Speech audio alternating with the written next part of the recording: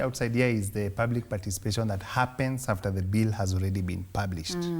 However, I think CS Ndongo, before he left, I think he put out notices asking people to give him and the National Treasury ideas around how do we manage our resources, how we get to raise revenue through tax and things like those.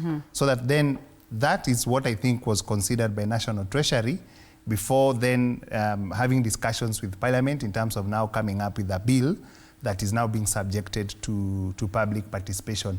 The bid for involvement of the public by the National Treasury is not as robust as we see it post the publication. So that is definitely an improvement area for the government. But like you asked, the government is quite in a hard place. So we were looking at the Q1 performance for July to October for 2024. And basically the government is saying we've missed our revenue targets by 42 billion. The other thing they're saying, we are also borrowing heavily from the local market in terms of the treasury bills that you see.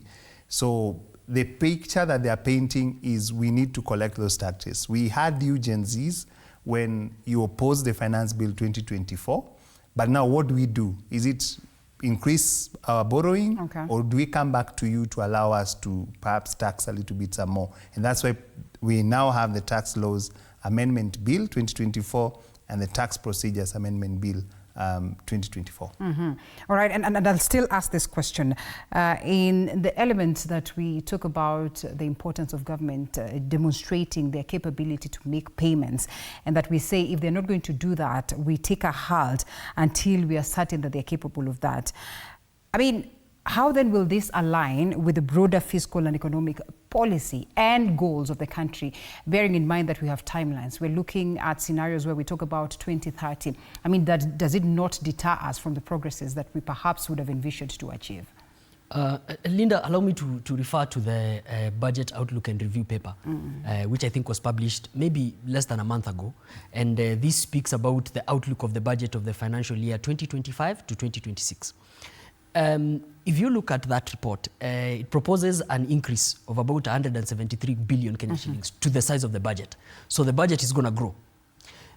The deficit, which is the gap between what we are supposed to spend vis-a-vis what we've raised, the deficit has increased by about 70 billion Kenya shillings. Unfortunately. Now, any Kenyan would expect that now that things are tough, maybe we should cut our budget, and if anything, we should cut on the deficit. But as you can see, it's also increasing.